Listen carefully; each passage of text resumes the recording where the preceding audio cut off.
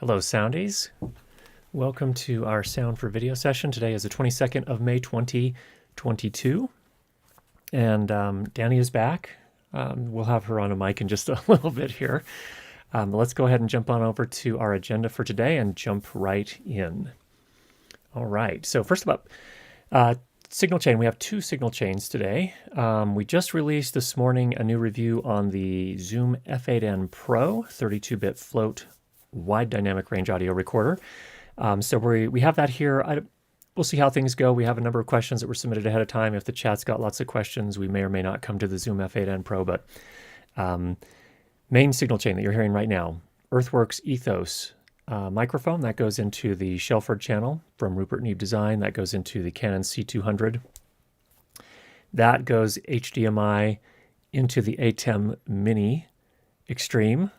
And that goes out into a decimator 12G cross converter, so it converts it from HDMI to SDI, and then we can run a longer SDI cable out into the other room where our Pearl Nano encoder is sitting. So that's that signal chain. We do have the Zoom F8N Pro set up here as well. I've got just for me, look at that, good old-fashioned Shure SM58. And then Danny will be on the Shure KSM8, the newer dynamic microphone. And we will do a little demonstration of the Automix if we have time on that. So that's that signal chain. And that feeds unbalanced line out into the ATEM Mini. And that's what you'll be hearing there if we do go over to that.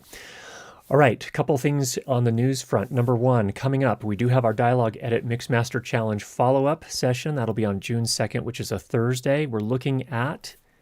We don't have the time nailed down just yet. It'll be probably somewhere around 8 p.m. U.S. Mountain Time. But again, I'll get back to you and let you know the details on that and once we have everyone's schedule worked out and are ready to go on that front. So that's coming up as well. We do have a little bit of audio news. I wanted to just touch on a few things before we jump in today. We'll go over to the Mac here. First, there's been a lot of noise about a new Rode Caster Pro 2. I don't have anything I can say about that. If I do know anything about it, I can't say anything about it because I'm under non-disclosure. So I just wanted to, if you have any questions, I can't answer anything. I just wanted to put that out there up front so that in case anyone did have any questions about that. Evidently, there was a little bit of a leak. It's not been officially announced from Rode just yet. Another thing I wanted to focus on here, let me just zoom in just a touch here. There is a company called Acon Digital which makes some really great plugins. I've actually used some of them. In fact, a couple of years ago, I reviewed their Deverberate plugin, and they have a new one called Acoustica. Acoustica is, in essence, a lower-cost audio cleanup series of applications and or plugins, and it also has an application, a multi-track editor, which you can see here. And so the premium version runs $200 US. The standard version is $60 US. It does include a number of things, including a variety of mastering plugins, so an equalizer, dynamics, multiband dynamics, limiter, dither. It has a reverb plugin, the restoration suite, which includes denoise, dehum, declick, and declip. Also an extract dialogue, so you can use that it's very much like a dialogue isolate from what I can tell. And there is a trial version that you can download. It also includes de-win, de-rustle, de-buzz, de-click, de-plosive, de-bird. Is that serious? Yes, Danny just asked if that's serious, and yes, it is serious. If you get birds chirping in the background and you don't necessarily want them, this will help you remove those. And then it also has a plugin that makes transfers back and forth between Pro Tools. Pretty straightforward. I think Danny is looking at me right now with a look of amazement. And is there an ad bird? There is no ad bird plugin as far as I'm aware, but you can add your own birds using your own sound design. So in any case, that is a new plugin that we'll probably be taking a look at here in the next few weeks. I'll be buying a version and taking a look at it. I know people, Isotope RX, we've talked about a lot here. We have a course on it. A lot of people have asked about it. It's ridiculously expensive if you get the advanced version. This is far more affordable and has a lot of the same tools. So we'll be taking a closer look at that and coming back at you with some more information. Okay, let's hop back over to our agenda.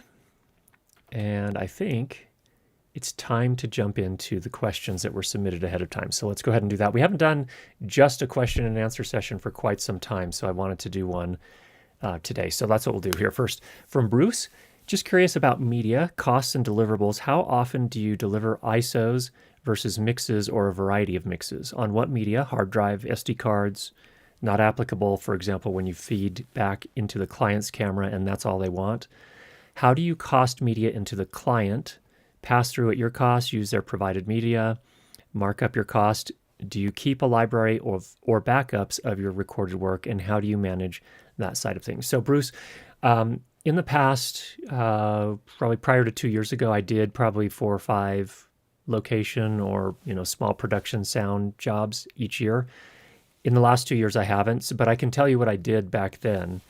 And these are small. You have to keep in mind, these are small jobs. These are not like working on feature films. These are working on short films, short video pieces, usually less than 10 minutes.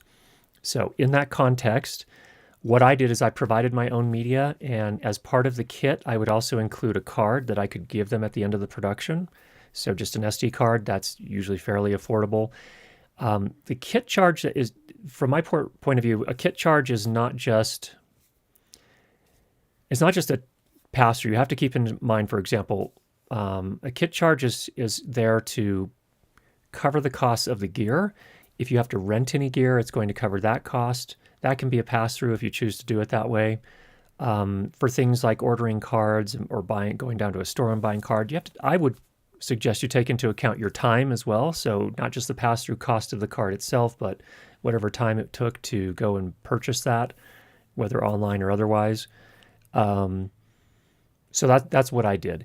Typically what I found is it depends on the expertise of the production as to whether you deliver just ISOs or you also deliver a mix.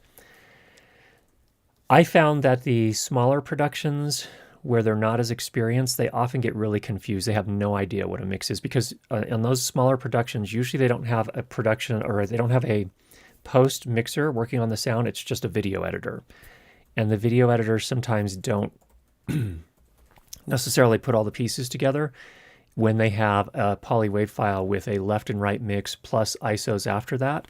And sometimes what they'll do is they'll leave the entire mix in. They'll leave everything in.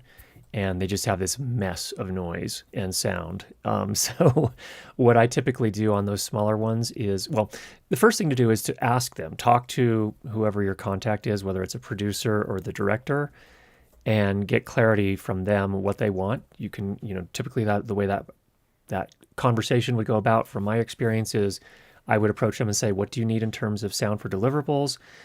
Who is doing the mixing? Do you want me to talk with them to make sure that we're all coordinated and get them exactly what they need? A lot of times if you kind of get the sense that they're like, well, just give us great audio, and they shrug their shoulders, I would probably just give them ISOs, period. Otherwise things are going to get potentially messy, and they're going to leave lav mics and boom mics that are recording the same thing out of phase, put them all in their mix, and it's just going to sound pretty awful. I've experienced that more than once. So that's what I would do. I would generally put the boom mic on the very first track. That's kind of the standard expectation, and then any lavaliers after that. And then I would just also give them a sound report at the end, so they're very clear on what you've delivered to them and what's in each of those files. So let me just run through your question, make sure I got everything there. Yes, I would just give them the cards. In terms of backups, I usually keep a backup for a paid job for at least a year. Usually sound recordings don't take up that much space, so even for a feature film, it probably wouldn't be that much space. So I would keep them for at least a year. In terms of backup strategy, I have some SSD external drives that are my working drives. I then have a spinning disk RAID array that is kind of my longer term storage. And all of those are backed up to a cloud's backup solution. So that's how I usually keep those. Hopefully that helps, Bruce. All right. What? Do we have some funny things going in the chat? Uh-huh. Do we need to bring those up on the screen so that everyone can enjoy this together? Sure. How long will it take Danny to silence or ban me? Alan, don't you dare test her. We might have to apply D. Allen. We're going to have to get our D. Allen plugin going here Just pretty kidding. soon. Just So, kidding. Okay. all And right. also we have it. We have it. Oh, Vincent, thanks so much for the super chat. Buying trustworthy, not necessarily expensive, quality costs, but buying intelligently buys robust reliability. Very good, Vincent, and I agree. All right, back over to our questions here. Next up from Oscar. Oscar actually has several questions. Oscar's working from home office, spend my time on video and workshops, training and speaking via video conference software with a stand-up desk. When deciding on shotgun, lapel, or other microphones, what considerations do I need to take into account? I actually have a suggestion for you. If we can cut over to the Mac. Oh, no, wait. Let me just pull something up here. On YouTube, I didn't pull this one up. Let's do Curtis Judd live stream microphones. You can go ahead and go over to the Mac now. All right, so there is a video we did some time back here. This is what the thumbnail looks like. That's a pretty goofy one, to be honest. But what we did there is we talked about different types of microphones and where you can place each of them and how they sound different, and different types of microphones. So we talked about boom microphones. We talked about lavalier microphones. We talked about, microphones that are boomed from below or on a desk stand from below, and the considerations there. If you're going to be doing a lot of typing while you're presenting, that can make some noise. It transfers to the microphone. So just a variety of considerations we took into account there. What I have found generally, Oscar, is that I prefer this type of setup here where I have the microphone just down at the bottom. You can see it here. If we go back over to the main camera here really quickly, you can see my microphone just here.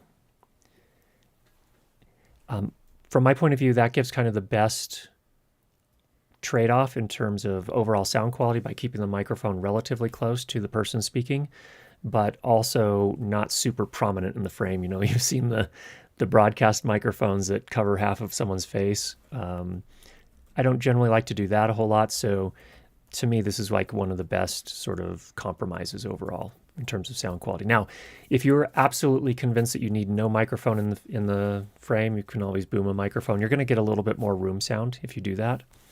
The problem with live streaming, typically, especially if you're at a desk, is that there are lots of hard, flat, reflective surfaces, so sound can bounce back all over the place. And when you have a microphone a little farther away, like you would when you're boom, you can pick up a little bit more of those reflections. So just something to consider. Whatever works for you. I'm not here to say one is the only way you should do it, or there's only one way you should do it. There are lots of different options, but this is what I have settled on for myself. And there are lots of other options out there. So hopefully that video is useful for you. Okay, let's go back over to the question here. What is essential to maximize the room acoustics in front, behind, and on the sides? So you can see here in the room, you can see right over my shoulder here, we have some acoustic panels. These are bass traps or broadband traps.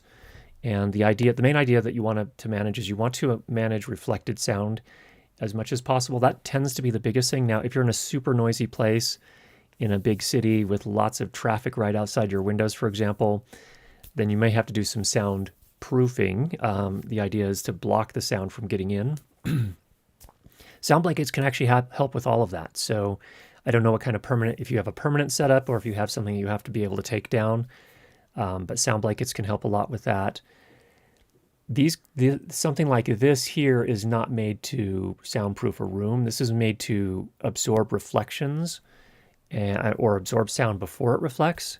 So that's the main idea the difference between those. So that's the big thing. I think if you can have soft surfaces sometimes, for example, when I'm doing really critical mic sample tests and things like that, I'll put a sound blanket on top of my desk here so that sound doesn't reflect off.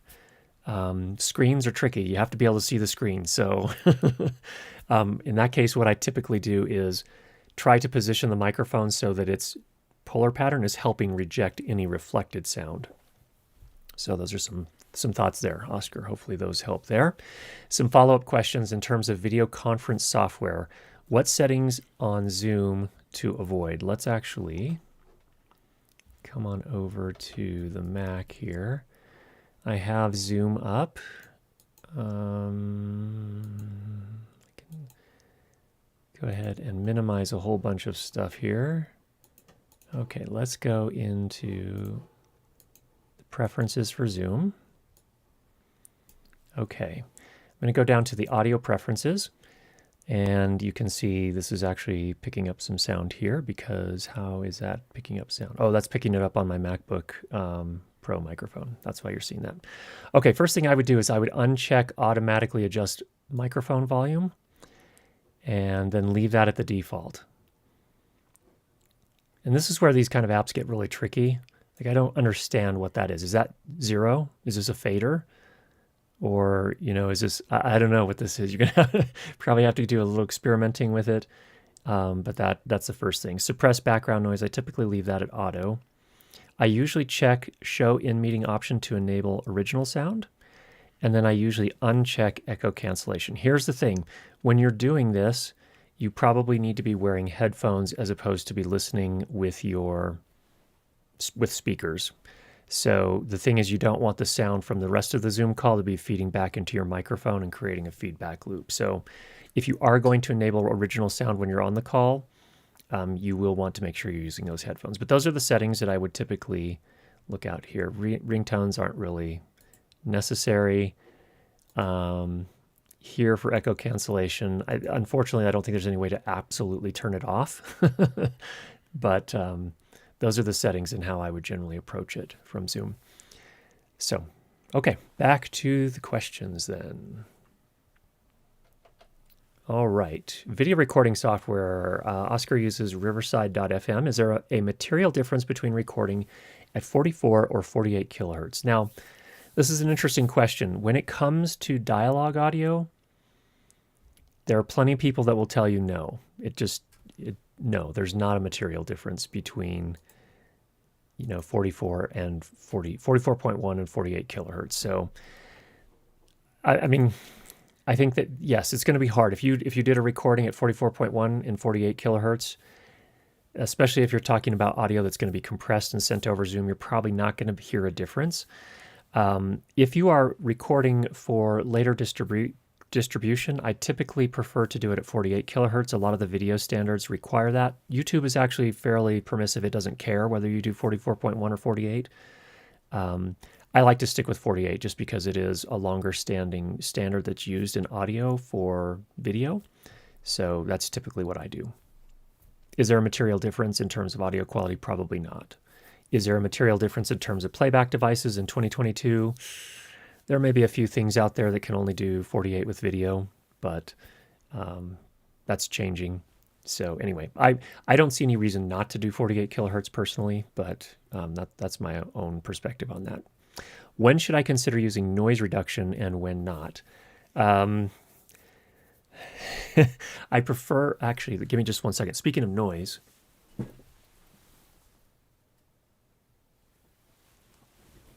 I had to turn the fan off on that camera there. It was making some noise that I forgot to do at the start. That would be my form of noise reduction that I would do all the time. I guess I'm a little bit hypocritical because I forgot to do it before we started today. But reducing any in-room sound that you possibly can is the number one consideration. So from my point of view, if you are doing post or any sort of post-processing digital noise reduction, is the type of thing that can be helpful, but I would never use it for, I would prefer not to rely on that as my primary mode of managing noise. Obviously, the first thing is to manage anything in your room that you can. So if you have a choice when you're purchasing a piece of gear, something with a fan in it and something without a fan in it, something without a fan may be a good choice, even if it doesn't seem as exciting or it's not as new and as shiny or whatever. If it keeps things quiet in the room, that's a pretty good thing. The A10 Mini is the other thing that has a fan in it right now. It's kind of blocked though. It's a little bit, there's a laptop in front of it that may be blocking some of that sound. I can hear it myself. Can you hear it? No. Okay. In any case, that's my kind of general approach. If you apply noise reduction in post or kind of insert it into your, on as a computer app or a plugin and then feed that audio over to Zoom, you're going to probably run into some latency. So things may start to come out of sync a little bit. I don't know your whole setup, but that's a possibility or just a consideration as well. So, and the same applies for live streaming. As far as I'm concerned, Zoom calls for presentations and live streaming, pretty much all the same considerations. So, hopefully some insights that help there, and I'm sure there are lots of great ideas out in the chat as well. So, Oscar, thanks so much for sharing your question with us, and hopefully we got you some things that could be helpful for you. Okay, let's move on to the next one here. Dwayne asks, can you explain the compatibility of a locking 3.5 millimeter lav connector to a device that just uses a standard 3.5 millimeter input? In other words, can I plug a locking 3.5 millimeter lav into an input, say a DJI wireless mic, that is just a plug-in without the locking mechanism? I guess the scenario could work either way, locking to plug-in on either of the devices. So let me show you this here. If we can go to the main cam, I have here a Sanken COS 11D on, well, we're going to have to show it this way, but it has the locking. This is wired and terminated for Sennheiser wireless. See it right here. It does have the locking plug. That's this little nut right around the edge here. What I have found is that these are, not all of them, but most of them are set up so that you can plug them into inputs that don't have the locking mechanism, and the nut just moves out of the way. That's been my experience with this particular one, at least. And that's often how it works. So, and then likewise, if you're going to plug in something that doesn't have a locking nut on it into an input that does have locking threads, I've generally not found that to be a problem. Now, there could always be exceptions to that, but I haven't generally, Dwayne, found that to be an issue. So that's my input. If anyone has a different experience in the chat, please let us know. If you can name specifics, that'd be really helpful as well. Okay, let's go back to our questions here. Oh, I think I put the wrong name on this, and I am very sorry. In any case, I'm looking at getting my first good microphone to cover most of my field recording ambient needs. Dialogue is not high on my list of priorities, but nature sounds and maybe motorsports are the main objectives. I keep leaning towards the Sennheiser MKH8040 as the cardioid pattern seems to be the most practical, but I have really no real experience with a lot of microphones. I currently have the Sennheiser MKE600, Octava MK012 with all the capsules, and I'm not familiar with this one, LOM UC Mini Pro. I don't know if I'm saying that right. I recorded into my MixPre 3.2. The wide front pickup pattern and no rear pickup seems ideal for my days recording in the woods. Another YouTuber praised the 8040 for its overall performance on most anything, and I like that. But if you have any thoughts on that or any other mics that are in that price range or less, maybe a Sennheiser MKH416, an 8050, MKH, I think you've meant MKH50, or something else, I would love to hear them.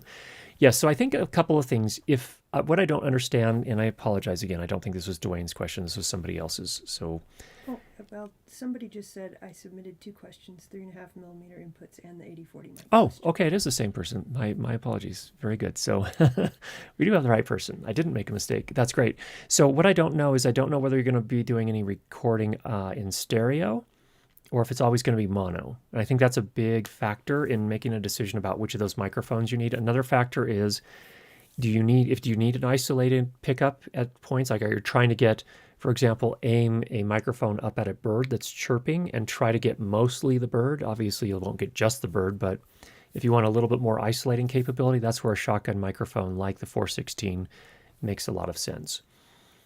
The 8050 and the MKH50 are both super cardioid polar patterns, so they're a little bit more directional on the front. They also have a little bit of pickup on the back. They have a tail. It's part of the super cardioid polar pattern. That's just the natural thing. Typically, we use those for dialogue recording for video. It just really depends. If you're going to be doing stereo, I think cardioid makes all the sense in the world. That's typically how you would do a stereo recording, is with 2 cardioid microphones or 2 omnidirectional microphones. If you're trying to isolate a little bit more, that's where something like a shotgun microphone or a super cardioid microphone come into play. So Dwayne, my thinking is that a cardioid could be a fine choice for you, but I just need a little bit more context. So if you want to share that in the chat, we could definitely circle back and cover that in a little bit more detail. But if you don't need a lot of if you don't need the ability to kind of get a little bit more reach, and I use air quotes with this because they don't actually reach farther, they just have a narrower pickup pattern on the front, then something like a 416 would be a better choice. Here's a All right. comment about the LOM. Okay, comment about the LOM. Makes a lot of specialty microphones like the Geophone contact microphone. Okay, very good. Thanks for that, Christopher. All right, we're going to move on to the next question. Dwayne, if you have any other input, we'll happy to come back and take a closer look at that. Stuart asks, my question is regarding the investment in Sennheiser wireless systems versus Lectrosonics. I currently own a couple of Sennheiser AVX systems and one G4 500 series Pro system. I really like the sound quality of those, but I've been thinking about making the jump to a couple of lines of Lectrosonics. For the massive investment, are you really getting a great deal more or just paying for the industry standard name that Lectros bring? In your experience, have you seen sound recorders get passed over for jobs because they didn't have Lectrosonics in their kit? Okay, a few things there. And I think different people are going to have different perspectives on this, so you are getting just my perspective at this moment, just so that you're aware. And I just I'm going to turn off. I'm not going to look at the chat anymore because Alan Williams is saying goofy things in the chat, and I need to keep focused for the moment. We can come back to that later. But first up, Sennheiser AVX is really. Whoops. We can go. Actually, let's go back to the questions. There we go. I see what you're doing. Okay. Yeah. So. Sennheiser AVX system is really made for videographers. That was the real use case that it was made for. It's a fine system. It doesn't tend to hold up as well as UHF systems outdoors in my experience, but for a lot of indoor work, it's really easy to use. Sounds fantastic. It has the equivalent, they call it, I can't remember, I think they just call it their dynamic range feature, but it essentially manages dynamics quite nicely without a lot of clipping. So it's a great little system. Is it perfect for every situation? I think when you get into production sound, it can be really useful, but it's not the type of thing that somebody that is working on a like a really large budget production is probably going to be using a lot of on a regular basis. In those cases, they would probably be using something more like the G4 500 Pro system, even though actually that I don't think there's the small single channel receiver for that, I think, if you want a bag solution. Otherwise, I think it's rack mount. But in any case, I don't know the details, Stuart, on what you're doing. Do you have a cart? Is it all in the bag? I assume it's all in a bag. So Lectrosonics. Lectrosonics makes absolutely fantastic gear. They have a fantastic service. They are a small boutique kind of company from my point of view. They do the repairs in the United States. I don't know where you're based, but that's one thing to consider. So I don't know if Sennheiser does their repairs and service in the United States and what that looks like, to be honest. But I don't think, here's the thing, I think if you switch over to a Lectrosonic system, I don't think you're going to see a massive, massive difference in terms of audio quality. However, there may be a couple things. It depends on which Lectrosonic system you go with, first of all, whether it's their analog or their newer digital systems. I believe that they have analog limiters in the Lectrosonics transmitters. I don't know whether the G4 500 system does that. I know AVX has their dynamic range thing. That's a consideration as well for you. I mean, it depends on what you want to do. Are you going into this full time? Is this going to be a regular thing for you? Are you using it on a regular basis? If you are, I think that's where the Lectrosonics starts to make sense, where you're using it regularly.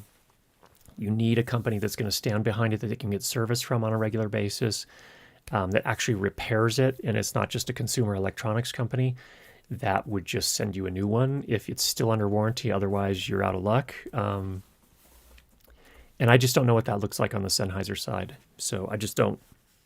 I've used their G3 system, just the little 190, the 100 series. So I don't know what it looks like on the 500 series.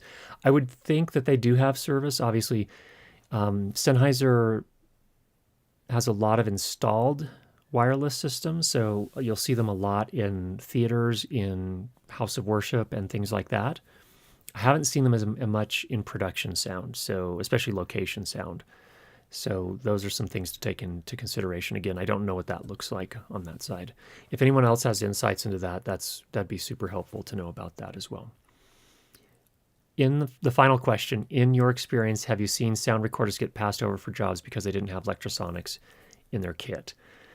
I personally have not. I have heard other people talk about that being the case, yes. So it really depends on what kind of jobs you want to do long term. If you are, again, if you're going to try and make this your full time or your main profession, that's where it probably does make sense to invest in that kind of thing. And that's where you'll be fully prepared if that's the case. I don't know what kind of mixer you're using, but that may be a consideration as well. If you're using something like a Sound Devices 6 or 8 series, a Zaxcom, an Aton Digital, that's where you would be set. Nobody should be asking you, nobody should be saying, oh, well, we're not going to hire this guy because he doesn't have, X, Y, or Z if you have those in your kit.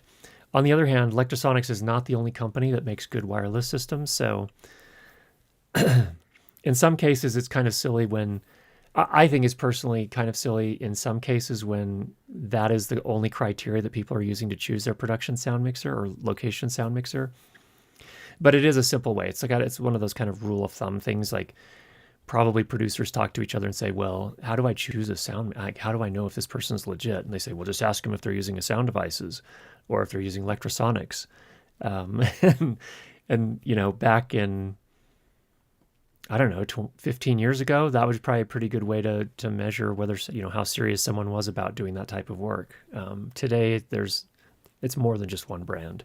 So, if someone's using Wizicom, or if someone is using Zaxcom, or if someone is using the new Shure Axient digital system. I mean, those are all very legitimate, absolutely. Oh, Sound Devices now, what used to be Audio Limited. There's great stuff there as well. So it just, Alan was here. He uses an Audio Limited A10 system for booming. So anyway. We have a couple of comments to that point. Oh, we've got a couple of chat items here on this point. So Danny's going to put these up. Too busy. Okay. First, Sound Speeds has a serious answer. Thank you, Alan. It used to be that producers would associate professional sound people with those who carried a 416 and a Sound Devices recorder, but I haven't heard of that for the past few years. Yeah, that's been my experience as well. So that is a serious answer, and I agree. Although I think that question still gets asked, for better or worse. Audio for touring here in Nashville will require Shure Axient Digital. Interesting. Thanks, Matt, for sharing. I think especially in the music world, there's probably similar questions. So good stuff. This is kind of, okay. We have a clarification from Dwayne. Dwayne has a clarification. Go back to that yes, so we'll go back to that. I'm not looking for isolation, but a wider pickup area. Then I think a cardioid is perfect. 80-40 sounds like a fantastic idea for you. Okay. There's a lot of great activity in the chat, and good. I'm sorry if I skip anything. Hey, you're not on mic. I know, but I'm just telling you. Yeah, but everyone can't hear you. Okay. We need to highlight a few of these. Okay, Hampton. Thank you so much for Hampton Stramler. Thank you so much for the super chat. And there was another one that flew by. What was the last one? I mean, it stuff is just coming fast. Camille, thanks so much for the cup of coffee. I appreciate that. Okay, and then Danny drank it this morning, by the way. That was her drink. I don't think there was coffee in there. I'm not feeling it. Danny is claiming that I didn't actually put the coffee in her cup of coffee today, only the cocoa. In any case. Okay, this one actually has a question attached. Oh. I don't know if you want to come back. Yeah, let's do this. Okay. Actually, we're going to come back to that. Iski, Danny, if you could bookmark that, we will come back to that. Okay. And there's a super chat tied to that too. Okay. We're going to go back to the next question from Graham. All right. Graham asks, I have a range of devices that are part of my audio signal flow. I use both Sennheiser cans, headphones, and M-Audio Mons, monitors or speakers, to hear what I'm doing. However, I can quite easily confuse myself just what and where I should be driving up the signal without also driving up the noise floor. Well, something like that. No, so gain staging it. What stage and what should I be aware of, and the absolute no-nos. Okay, first thing, let's switch over to the Mac here really quickly. I have a video that I'd love to refer you to, Graham. It is called Volume versus Loudness. Okay, and the reason I wanted to share that first is that I think there may be some confusion here in terms of, and I don't know if this is what's behind your question. If you're talking about monitoring and trying to judge how loud something is, it's important to understand this distinction between volume and loudness. Okay, so that's the first thing. Okay, we can go ahead and switch back. They can hear me, by the way. They can hear you? Yes. Well, if you speak forthrightly off axis and, a meter and a half over that way, then yes, but we aim in this live stream to provide quality audio by using microphones that are properly positioned, and we will get to that very shortly here. Um, so, Graham, that's the first thing to take into account. Secondly, when you are recording, you always want to optimize your signal to noise ratio when you can. And oftentimes that's going to be partly where you place the microphone, but it's also going to be where you set the amplification level, the gain. Sometimes it's called trim. On some devices, they just call it input. But the amplification that it's doing of the signals, you want to get placing the microphone appropriately to get the best pickup of the sound that you want and the best rejection of the sound that you don't want. That is, of course, a very important strategy as well. So I don't know if you're talking about that part of things. Once you get into post, which is what it sounds like you're talking about here, if you're dealing with a recording that was made and the levels were peaking at something like minus 30 dB, then somebody didn't do their job very well, probably in the recording stage. Probably. There are a couple of exceptions if you want to, I don't want to confuse that, but right now, but generally, if you're going to have to boost something by, tens of decibels in post, you're going to lift the noise floor. So that's another thing to keep in mind. In terms of using headphones or monitors to judge the loudness, you can't do that. You're going to have to use your meters. And not only peak meters, but I would also recommend using a loudness meter. And there's a free one called Julian, which I would recommend that everyone has on hand if you don't have any others available to you in particular. But there's a free version and there's also a pro version. The free version in and of itself is super useful. I use it all the time. My team at work, we use it for our live streams to make sure that we're in the right place. It'll tell you how much headroom you have in terms of true peak, your peak levels, but it will also tell you the overall loudness. So you can create a consistent experience for your audience, video after video. And if you have multiple people on the stream, between people, so people aren't having to crank their volume up and down to hear one person versus the other.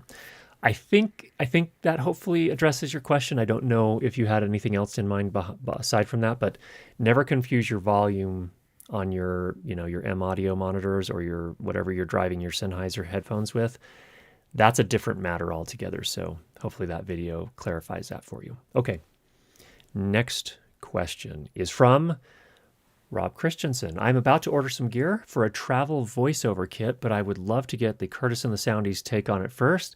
For the recorder, I think the Zoom F3 would be the way to go, but I'm open to suggestions. The two must-haves are the mic pre's are clean, and the whole gizmo should be small and easy to use. It's primarily for while I'm on vacation and the odd business trip.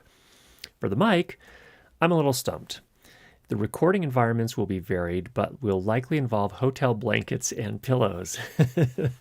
I was thinking of a short shotgun or even a bright dynamic for sound rejection, but that's as far as I got. Oh, and that it's small, packable, rugged would be pluses. Thank you for articulating all of your requirements there, Rob. That's really helpful. I don't see anything here in reference to budget. So if budget is no consideration, no object, maybe a Sennheiser MKH8040. In fact, I pulled that up here on the screen. If you want to show that really quickly, Danny, it is definitely packable. In fact, I can show you. Give me just a moment here. It's the same size as the MKH8050, as I understand it, and I can show you that if we can switch back over to our main camera, just to give you a sense for the size. It's nice and packable.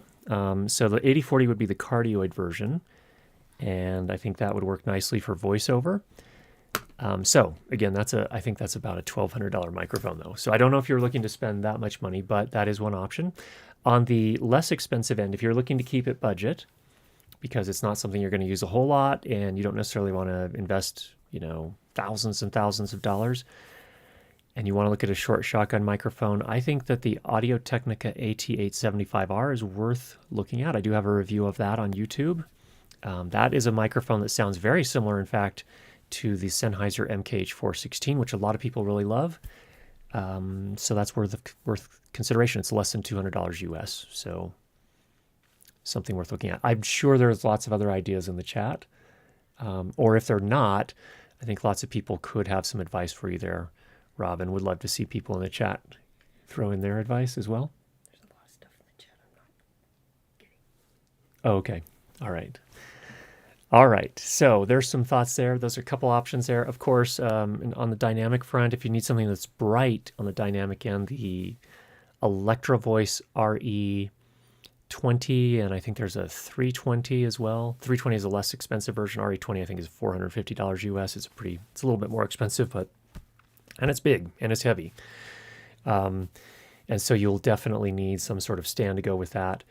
So, but it is definitely a brighter sounding mic for a dynamic microphone. I think that's one of its kind of defining features. So that's another series to take a look at. I think it's a 320 or something like that. Is the less expensive version and also very, very bright sounding We have for some dynamics. suggestions. Okay, we have some suggestions. Let's take a look and see what we got here. Mix Pre 3 with an Octava MK012. Thanks, from the Logician. I don't get this one. I don't know what this is.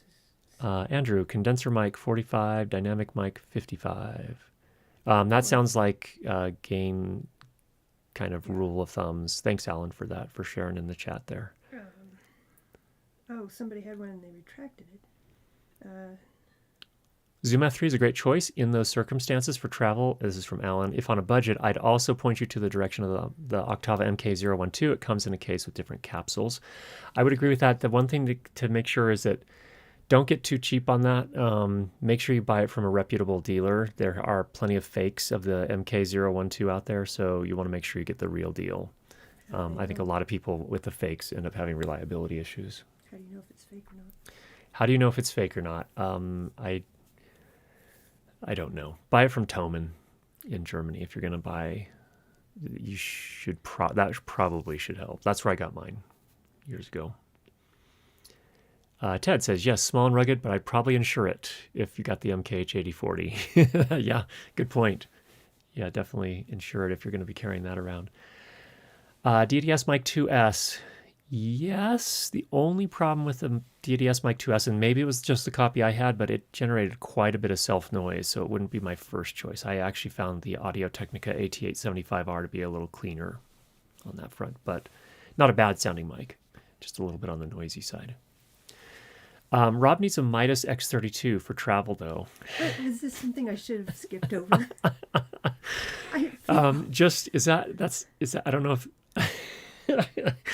Thanks. Is this That's probably 24 karat gold edition. This is the 24 karat gold edition. Yes, thank you, Alan. I think, just for the record, just as a disclaimer, I'm pretty sure that Alan, who's coming up as sound speeds there, is probably under the influence of something called Zip Fizz, which is basically 320 milligrams of caffeine, massive doses of vitamin B12, and he's been known to take multiple doses of that at one time, and when he does, things get very interesting. Well, so the chat is breaking over here. My computer keeps the skipping. The chat is pretty healthy today. Yeah. Okay. Here we Mike has some good. Check out the Line Audio CM4. Thank you for that, Rob. I'm sorry, Mike. How about the Beyerdynamic M201? There's another good option out there. Thank you for that, Nick. Mark, Mix Pre 3.2, Sennheiser 8050, NP battery sled, 503 wireless with sync and cost 11. That's getting up there in price. I don't know that you need wireless. Is a Rode SmartLav Plus recording into your phone too cheap? Super portable. Yeah, I think if he's doing voiceover work, probably not going to want to do a lavalier microphone. Tim says he travels with his Mix Pre 10.2, a DPA 4017B, Rycote blimp, and iFootage monopod, which doubles as a camera stand and boom pole. Not the cheapest kit, but I've had no problems with flying. Very good. given the use case, that 8040 would take a few years to pay for itself, and I expect a quicker return on my investment. I would be seriously looking. Take a look at Mike's suggestion for the line. What was it called? Lines, whatever Mike's suggestion was. It's in the chat there, or the Audio Technica AT875R. Those are if you're looking for something that's a little bit more affordable. I think those are going to be two good bets worth looking at. The Centrance MicPort Pro. Yeah, Clark, definitely a good suggestion on that. We did a review of that a while back. The nice thing about that, too, is it has a limiter built in. It's, yeah, definitely worth taking a look at. It's good. By the way, good to hear from you, Clark. Danny has something to say. We have the computer is being a little weird, so here's the clarification on the 24 karat thing. Yeah, so just for those that weren't aware, that Christopher's clarified, the Midas X32 is a full-sized live sound console. So, Rob, don't waste your time. You can go ahead and give Alan a pat on the back sometime for his suggestion. Okay. Okay, yeah. Then we have some other... Okay, so let's do something really quickly. So that's all the questions that were submitted ahead of time. What I'd like to do now... Let's pull out this beautiful little thing here. This is the second microphone I ever bought, the Shure SM58. And what I'd like to do here is, just as a kind of a follow-up, I posted a new review of the Zoom F8M Pro today on my main channel. If you're interested in that, that's available over on YouTube now.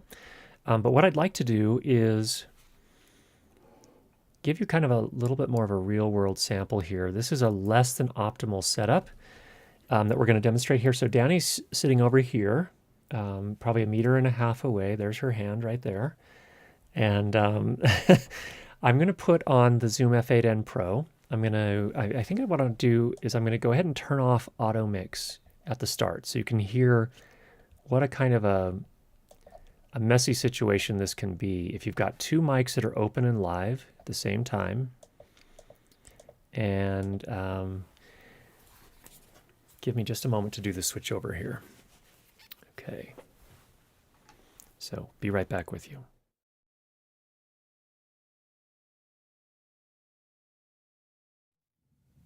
Okay. Can you hear me all right? All right. So this is the, let me just, can you switch over to the back really quick here? All right. So here we're on this channel right here. Danny, you can go ahead and talk into your mic. Test 1, 2, 3. Okay. I don't know how much phase and other funny stuff we have going on, but we're fairly close, and you may be able to hear me into Danny's mic as well, and then you get the kind of a comb filtering effect. So here I am talking into my mic, a Shure something or other. Is that right? A Shure something or other. It's a Shure something or other, which is their brand new model. It's a fantastic microphone. And yeah, so Danny's talking to the Shure KSM8. I'm talking to the Shure SM58. Two dynamic microphones. They're fairly close. You know, if we got really close, it could get really bad. Let me just move up a little bit closer here. So I've got my microphone. Now you're probably getting plenty of comb filtering, I would think. Yeah, they're pretty much, they're like a sheet of paper apart. Yeah, like a foot, maybe. Yeah, so maybe what is that? 20-some centimeters? Probably? Something like that, yeah. Okay. So then if I move down here, moving away, of course, will help. But then let's go ahead and take a pause here, and I'm going to turn on the Automix and see what that does differently. See if that helps. So, going into the input.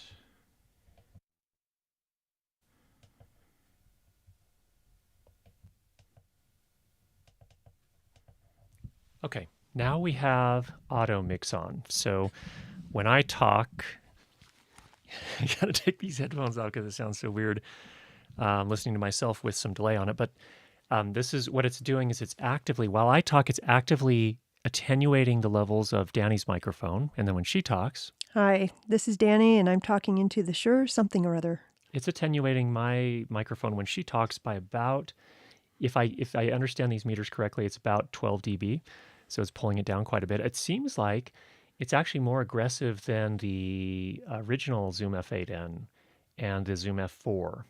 It had an Automix feature too that they added later. Actually came with the F8N, but they added it also to the F4 and the original F8.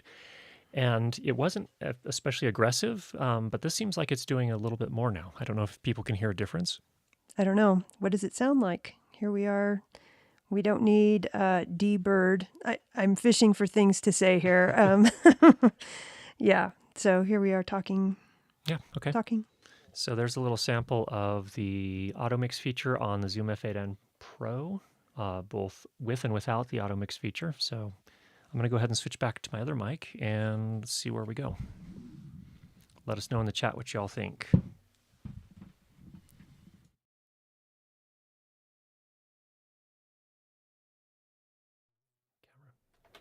All right, back on my mic now.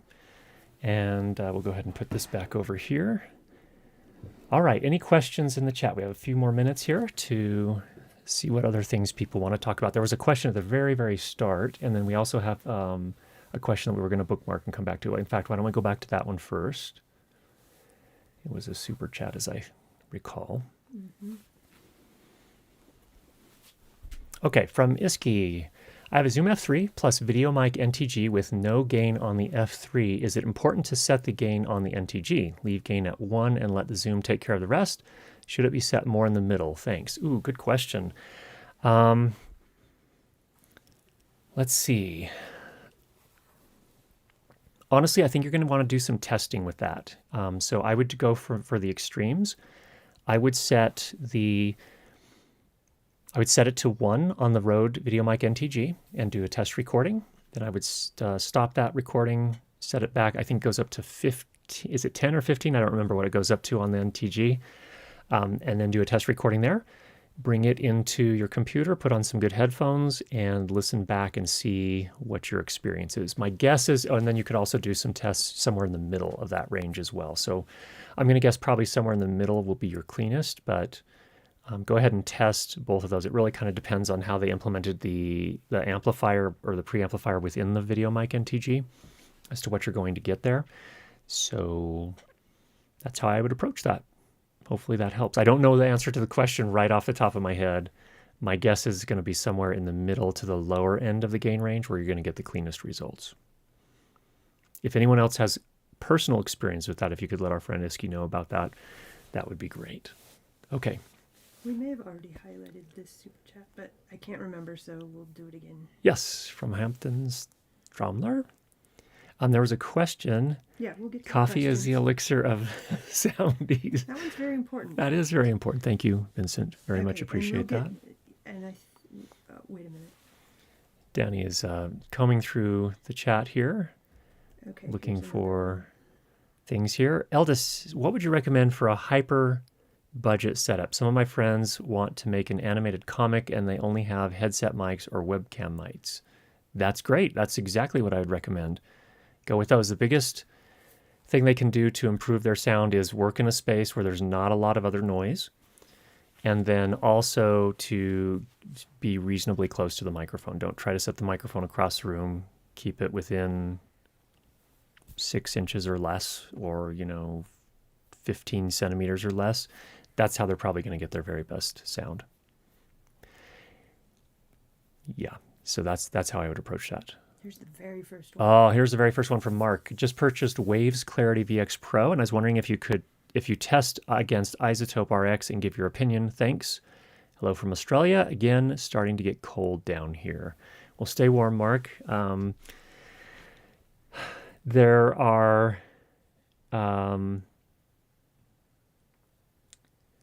We demoed it a couple of months ago, the Clarity VX Pro and the Clarity VX. Excellent plugins. If you're doing real-time processing, I don't know if you're using it for post or if you're using it for real-time processing. For real-time processing, I'd probably go with the Waves under most circumstances. Otherwise, they're pretty similar. I mean, I think what you're going to find is that someone that's working on films and doing dialogue editing, or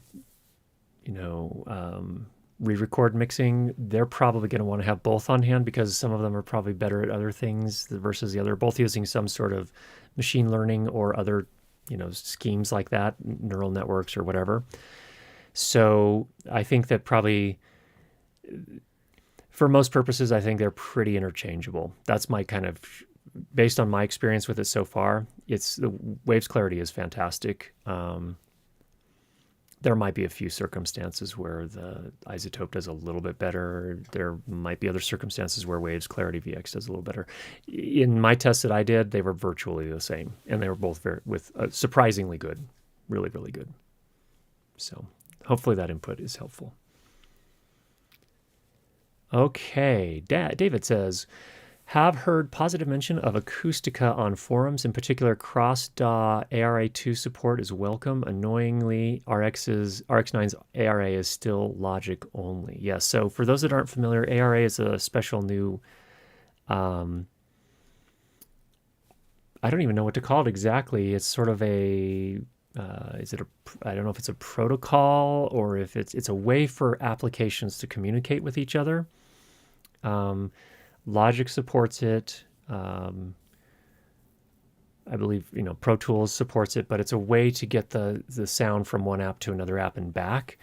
And it's still, I think, fairly early days in some regards, but we're starting to see more and more support to it. So yeah, I completely agree, David. It's great to see that.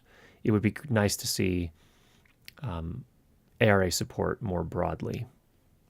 Absolutely, just make things easier for all of us.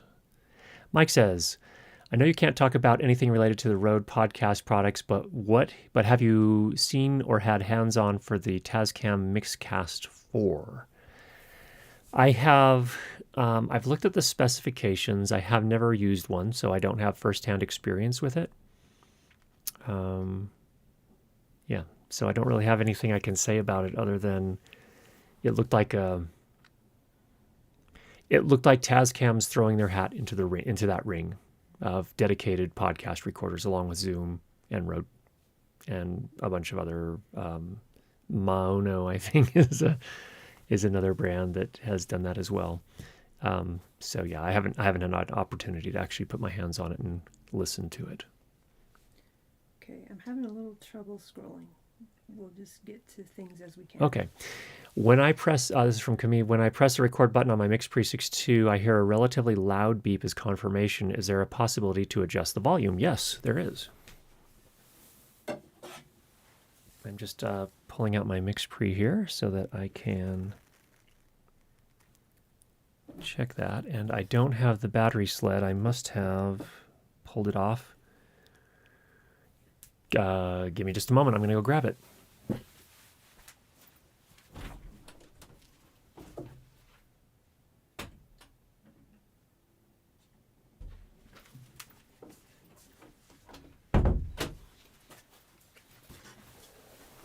All right, left it on the Mix Pre 10 instead, so we'll do it there. It works the same on both. I'm going to walk you through. I don't have an overhead camera set up, but I'll walk you through where to set that up.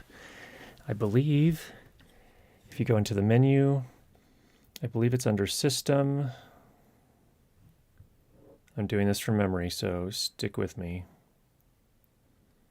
No, it's not under System.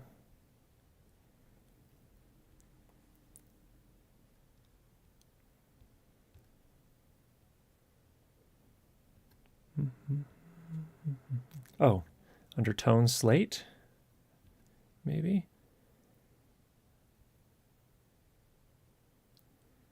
No.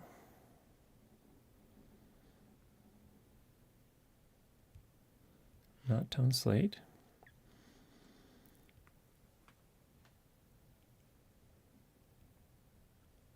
Oh, yes. It's under the record menu. There's a record bell option in the record menu. It looks like it's just on and off. I thought there was a way to adjust the tone levels as well. You know what? I'm not seeing it here. Alan had said there was not a way to do it. Okay, maybe there's not. Maybe I'm thinking of my 888 that does. So you can turn them on or off. But I guess you can't. I think that they usually sound at minus 20 dB, which should be a reasonable level. I don't know what you're recording or how you're recording it, but typically minus 20, which is usually where those tones are, should be pretty reasonable. If you're recording much lower than that and you're having to pull your headphone volume up, that might be something to revisit on that side. So just some things to consider there. Okay. From Matthew, or for Matt. An important FYI, DBX has confirmed that there are a bunch of new DBX 286s with a bad power supply that will drive you crazy. I had 2 bad ones from B&H this week. Ooh, thanks for the tip. Hopefully they can get that solved here pretty quickly. We actually use those for our productions at work. The Buyer to M2L1 is an excellent mic, but it does a lot of clean gain. Should be fine. Probably, I assume you mean it needs a lot of clean gain. Should be fine with a Mix Pre or one of the Zoom F series. Thanks for that, Mike. Rob says these are all fantastic options. I really appreciate the suggestions, everyone. Thanks for the question, Rob, and thanks for everyone for jumping in. Hampton says, you said using a shotgun mic indoors can sound strange. Does this mainly occur moving talent? What if the shotgun mic is on a stand and the talent is sitting in a chair? Do sound blankets help? So here's the thing. It's fairly rare. First of all, let's keep it in perspective. Yes, it can do that. The microphones that have an interference tube design, shotgun microphones, if the sound, it's usually in my case, in my experience, it tends to happen a little bit more in very reverberant rooms, but also when the microphone is a little off axis from the sound source. Alan can probably jump in and share some insights on this as well. You can use a shotgun microphone indoors. Sound blankets will certainly help. Making sure that the microphone is properly aimed will help as well. It's usually what I found is it's when it's just off axis just enough, and it's a very small area where it happens, you get a very distinct warbling sound, which is in essence a comb filter. So what's happening in that case is that the sound is basically coming in the front, and then somehow out of phase through the interference tube at the same time, so it's filtering itself. Third Eye Video Production asks, what are your recommendations on a Sound Devices 442? Are they still useful today? I guess under the right circumstances, what I wouldn't do is I wouldn't buy, for example, a Zoom F8 or a Sound Devices Mix Pre and put a 442 in front of it. If you're tight on money and you have a recorder like a Tascam DR60D or something, and you want a limiter, an analog limiter with some really high quality, or nice preamps, the Sound Devices 442 in that circumstance probably does make some sense. But I wouldn't. That's kind of how I'm thinking about it. What I see is I see people sometimes asking, well, I've got a Zoom F8N. Should I get a Sound Devices 442 to put in front of it? And my take is like, well, probably not. I mean, it would give you an analog limiter, but the quality of the preamplifiers will be somewhat different, but not night and day different. And you're going to have to carry all that extra weight and also power another piece of gear. I don't know if that's really worth it. I mean, but those are my thoughts on it. Probably, I mean, again, it depends on context and what else you're using with it, but fine mixers, but probably wouldn't be my first choice. The nice thing about them is you can get them for a very good price. I haven't made those for years, and there's a good number of them on the used market. So, teacher features, this might be obscure. The battery grip for the Fuji ruins the camera's recording of sound from the stereo out of the Mix Pre if the Mix Pre is attached to the grip. Interesting. If the sound from the stereo out of the Mix Pre.